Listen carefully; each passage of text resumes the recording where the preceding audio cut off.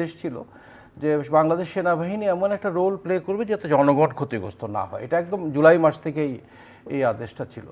But সবচেয়ে ঐতিহাসিক সিদ্ধান্তটা হয়েছে 3 অগাস্ট, যখন মাননীয় সেনাপ্রধান জেনারেল ওয়াকারুজ্জামান একটা দরবার ডাকেন সেখানে, যেখানে young officer, mid level officer সবাই ছিল।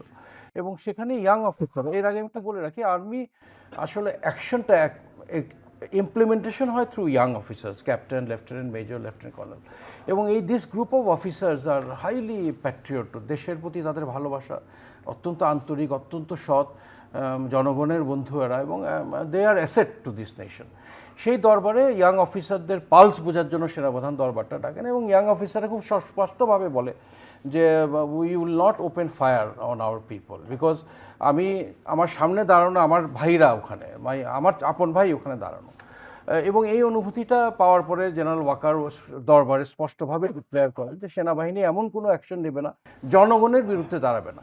এই দেশপ্রেমিক সেনাবাহিনী ইনসেপশন থেকে জনগণের পাশে ছিল এবং থাকবে। এবং আমি আমার ক্যারিয়ারে কত শতবার যে আমি ডিপ্লয় হচ্ছি, সাইক্লোনের পরে, বন্যার পরে, একটা ম্যান মেড ডিজাস্টারের পরে ফ্যামিলি রেখে আমি মাসের পর মাঠে ছিলাম, কত ক্ষুধার্ত ব্যক্তিকে আমি খাদ্যদ্রব্য তুলে দিয়েছি, ওষুধ দিয়েছি।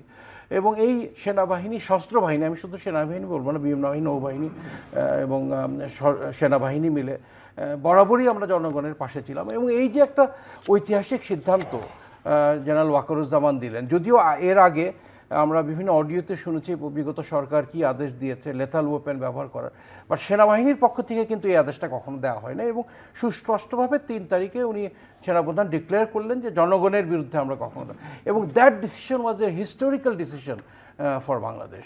এবং আমি মনে করি যে আমাদের এই স্বাধীনতাটা পাওয়াটা, 8ই আগস্ট নতুন গভর্নমেন্ট হওয়াটা, স্বৈরাচার সরকার চলে যাওয়াটা, এটার পিছনে a great amount of credit must be given to this decision. এই যে জুলাই সনদ যেটা হচ্ছে, মান্নামে ভালো বলতে পারবে, আমি যতটুকু শুনেছি যে সশস্ত্র বাহিনীর এই সিদ্ধান্ত এবং এই যে অবদানটা, এটা নাকি এই সনদে উল্লেখ নাই, যেটা আমি মনে করি এটা ঠিক হবে না। বাংলাদেশ সেনাবাহিনী, সশস্ত্র বাহিনীর এই অবদানটা অবশ্যই জুলাই সনদ যদি হয় এখানে অবশ্যই আসতে হবে, because I feel and believe, এবং আমি মনে করি দেশবাসীও বিশ্বাস করে যে এই ব্যাপক পরিবর্তনের পিছনে অবশ্যই সশস্ত্র বাহিনীর একটা রোল ছিল। যদিও নানা দিক থেকে ইউটিউবাররা, অন্যান্যরা বিভিন্নভাবে সশস্ত্র বাহিনীকে ডিফেম করার চেষ্টা করছে, বাট আমি দীর্ঘদিন সেনাবাহিনীতে চাকরি করে আমি এটা বিশ্বাস করি প্রতিটা সদস্য, হ্যাঁ, দেয়ার ওয়ার সাম খুব সিনিয়র লেভেলে হয়তো অপরাধের সাথে সম্পৃক্ত ছিল, ওই সরকারের সাথে বেশি ওতপ্রোতভাবে জড়িত ছিল, and they have all been identified, some of them are in the jail, বাকিরা চাকরিচ্যুত হয়েছে। তাদের সশস্ত্র বাহিনী nothing goes unanswerable, everybody has to be answerable for the actions they have taken. Even recently মাইন্ডস্টোরে যে ঘটনাটা ঘটেছে খুবই দুঃখজনক, আমি 7 দিন ঘুমাতে পারিনি কষ্টে বাচ্চাদের দুঃখ দেখে, but within minutes army air force have rich the location.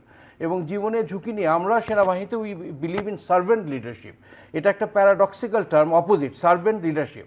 But আমরা যখন চাকরি করি তখন আমরা জনগণের সেবাটাই আমাদের অগ্রাধিকার, এবং আমরা অল্ট্রুইজম টাইপ অফ লিডারশিপ, আমরা নিজের থেকে দেশের এবং জনগণের স্বার্থটাকে সবসময় গুরুত্ব সহকারে দেখে আসছি সারা জীবন সশস্ত্র বাহিনীতে, এবং ভবিষ্যতেও এই দেশব্যাপী সশস্ত্র বাহিনী এইভাবেই কার্যকলাপ পরিচালিত করবে।